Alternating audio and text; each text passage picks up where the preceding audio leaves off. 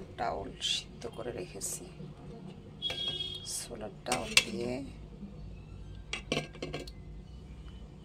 আমি হালুয়া করব।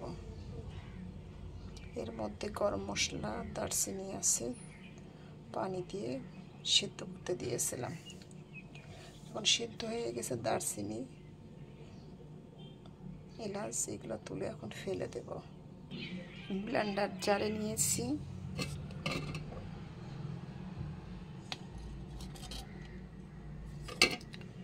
এখন হালকা একটু পানি দেব, দিয়ে ব্লেন্ড করে নেব। বাটার দিয়েছি চুলাতে। এখন বাটারের মধ্যে ডাল বাটা দেব। বাটারের সঙ্গে ঘি দিয়ে দিচ্ছি।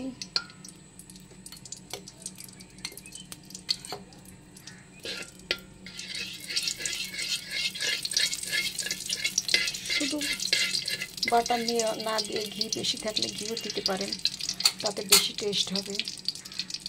তা আমার ঘি অল্প ছিল দেখে ঘি আর বাটার মিশিয়ে দিলাম একসঙ্গে। এই যে ডাল ব্লেন্ডারে খুব তাড়াতাড়ি বাটা হবে। ডাল বেটে রাখছি। এখন এই ডাল বাটারের মধ্যে দিয়ে দেব।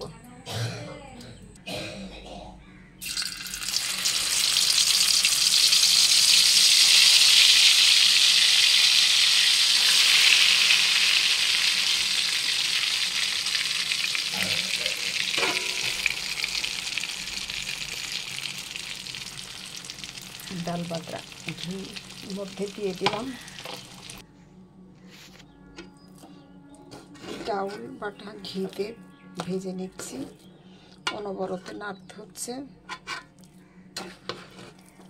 নাড়ার কিছুক্ষণ পরে আমি দিয়ে দেবো ঘি দিয়ে ভাজছি। চিনি দিয়ে দেবো। চিনি দিয়ে যখন আঠালো হয়ে যাবে, কড়ার সঙ্গে লেগে থাকবে না, তখন কড়াই থেকে উঠে আসবে, তখন আমি কড়াই থেকে নেমে পাত্রে ঢেলে নেব। এখন ডাউলের মধ্যে বাটার মধ্যে চিনি দিয়ে দেব।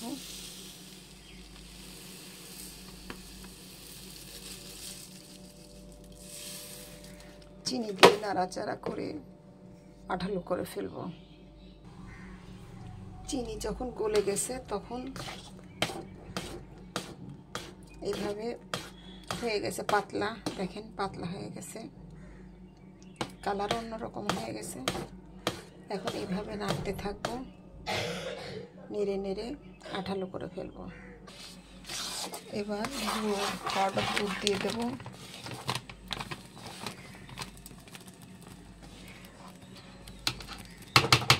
যেহেতু আমি দুধ দিয়ে জাল দিই নাই, এই জন্য গুঁড়ো দুধ দিয়ে দিলাম। তাতে টেস্টটা ভালো লাগবে, ভালো হবে এবং তাড়াতাড়ি আঠালো হয়ে আসবে।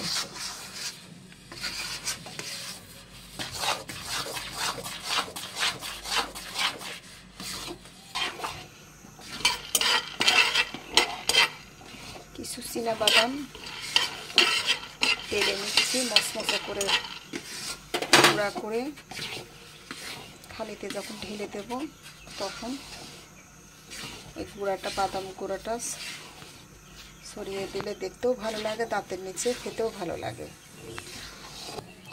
এই যে বেশ আঠালো হয়ে উঠছে।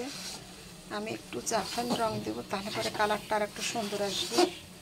বেশ কড়াই থেকে উঠে আসার মতন ভাব হয়ে গেছে, আর কিছুক্ষণ নাড়তে হবে। এখন 2 প্লেটে ঢেলে দিয়েছি, উপরে বাদামের গুঁড়া ছড়িয়ে দিয়েছি। 2টা প্লেটে ফ্যানের নিচে রেখে দিয়েছি। শক্ত হয়ে গেলে পরে চাকু দিয়ে সুন্দর ইচ্ছা মতো সাইজ করে কেটে নেব। এবার ছোলার ডাউলের হালুয়া বরফি করে কেটে নিয়ে রেখে দিয়েছিলাম। পরে ঠান্ডা হয়ে যাওয়ার পরে সব সাইজ মতন করে যে এমন করে করে কেটে নিয়ে, এই যে দেখেন সাইজ কত সুন্দর হয়েছে। আপনারা সবাই এভাবে ছোলার হালুয়া করবেন, দেখবেন খুব সুস্বাদু লাগবে। আল্লাহ হাফেজ।